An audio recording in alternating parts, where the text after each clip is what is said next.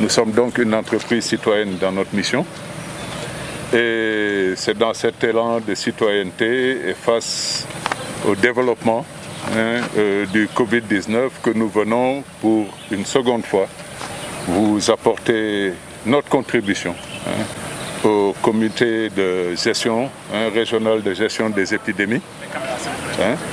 Une contribution à titre d'encouragement à ce comité, encouragement au personnel de santé, encouragement aux forces de l'ordre, y compris les forces du service d'hygiène, et puis surtout encouragement aux quelques malades ou cas que nous avons dans la région. Alors j'ai dit une seconde fois, quand on dit seconde fois, c'est qu'on ne veut pas qu'il y ait une troisième fois. Pourquoi? Parce qu'on voudrait tout simplement que le Covid-19 s'arrête le plus vite possible. Mais si c'était le cas, nous serons à la demande et selon nos moyens revenir vers vous. 40 cartons d'huile, de 2500 litres de gazole pour la mobilité des forces de l'ordre et d'un chèque d'un peu plus d'1 600 000 pour les denrées périssables qui accompagneront l'alimentation, les denrées alimentaires qui ont été fournies. Sur l'impact de la pandémie qui sévit sur toute l'étendue du territoire sénégalais, le FIDA, sur instruction du gouvernement du Sénégal, a demandé au PADER d'appuyer le programme de résilience économique et sociale contre le Covid-19 en dotant les comités régionaux de lutte de moyens matériels et de produits sanitaires hygiéniques qui participent à la lutte.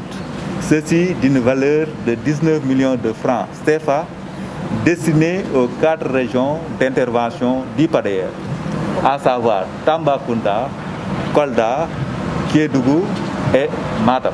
La région de Tambacounda, à l'instar des autres régions du pays, est en train donc de lutter pour freiner la propagation du Covid-19. Je pense que depuis le début, des actions sont initiées ici au niveau de la région, ce qui nous a valu aujourd'hui les résultats qui sont obtenus. Et nous devons renforcer cette dynamique.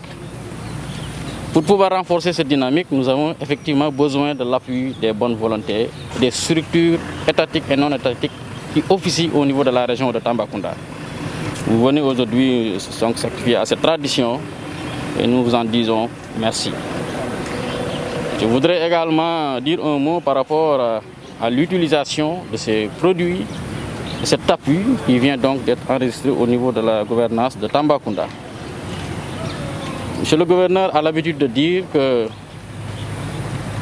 y a 2 travaux qui doivent être faits de manière simultanée. Aussi bien nous devons véritablement recevoir des appuis venant des bonnes volontés de la région, des acteurs territoriaux donc de la région, mais également nous devons travailler à identifier les couches vulnérables durement impactées par la pandémie. C'est ce qui nous a d'ailleurs permis d'avoir ici au niveau de la gouvernance une base de données que nous suivons au jour le jour. Et nous savons aujourd'hui à peu près à 95% les destinataires de cet appui.